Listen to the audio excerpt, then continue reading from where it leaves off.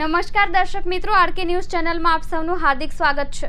નરોલી હાઈવેથી મોટા બોરસરા રોડ, જે સુરતથી ઓલપાડથી કીમ થઈને માંગરોળ તાલુકાના 25 થી 30 ગામોના લોકોને હાઈવે તથા કીમ રેલવે સ્ટેશનને જોડતો રોડ છે।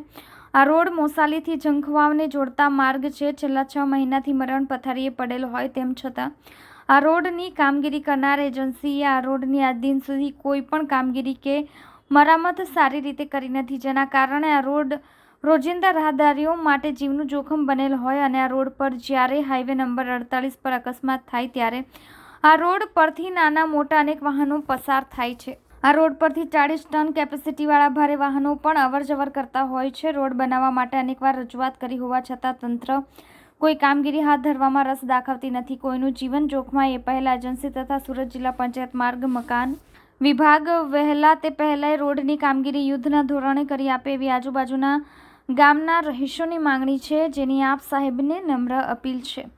આ રોડ માંગરોળ તાલુકાના 25 થી 30 ગામો માટે જીવાદોરી સમાન હાઈવે તથા કીમ રેલવે સ્ટેશનને જોડતો શોર્ટકટ રસ્તો હોય તે માટે સ્કૂલ, કોલેજ તથા સરકારી નોકરિયાત હોય અને ખાનગી ધંધો કરતા રાહદારીઓ તથા સુરત, કામરેજ, કીમની હોસ્પિટલોમાં જવા માટે માંગરોળ તાલુકાના 25 થી 30 ગામવાસીઓ માટે જીવાદોરી સમાન રસ્તો હોય, જે રસ્તો હાલ મરણ પથારીએ પડેલ છે।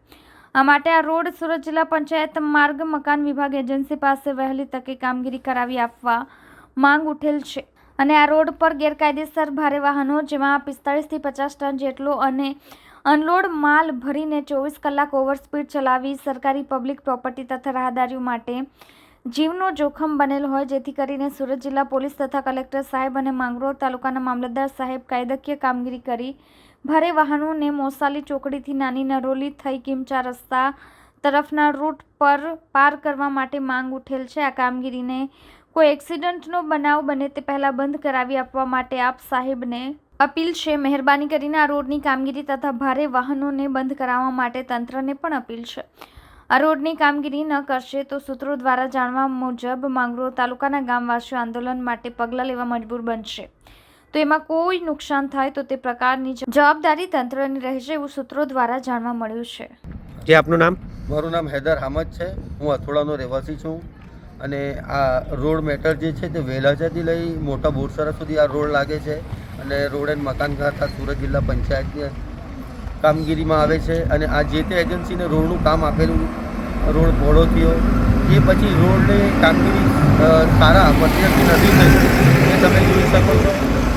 અને છેલ્લા 6 મહિનાથી એના પર રાહદારીઓ માટે જોખમાય અને જીવનું જોખમ બનેલું છે। એક્સિડન્ટો વારંવાર થાય છે અને ઓવરલોડ 40 થી 45, 50 ટનવાળા વાહનો અહીંયા ફોરવર્ડ થઈ ગયા છે, જે મોસાલી ચોકડીથી નાની નરોલી થઈ કીમ 4 રસ્તા જવાને બદલે હથોડા વેલાજા થઈ આ નેશનલ હાઈવેને જોડે છે અને આ રોડ માંગરોળ તાલુકાના 25 થી 30 ગામ લોકો માટે જીવાદોરી સમાન, સ્કૂલ, કોલેજ હોય, સરકારી નોકરીઓ હોય, રેલવે સ્ટેશન માટે હોય, ઓલપાડ કે સુરત જિલ્લાના હોસ્પિટલો માટે હોય, આ રસ્તો 25 થી 30 માંગરોળ તાલુકાના ગામ જે છે એ લોકો માટે જીવાદોરી સમાન છે। આ રસ્તો વહેલા તે પહેલાંની શરતે રિપેરિંગ કરી આપે અથવા નવું બનાવી આપી અમારે માટે આ એક જાનલેવા જોખમાઈ રૂપ બનેલો રસ્તો જે વહેલા તે પહેલાં બનાવી આપી આપ સાહેબ મહેરબાની કરશો।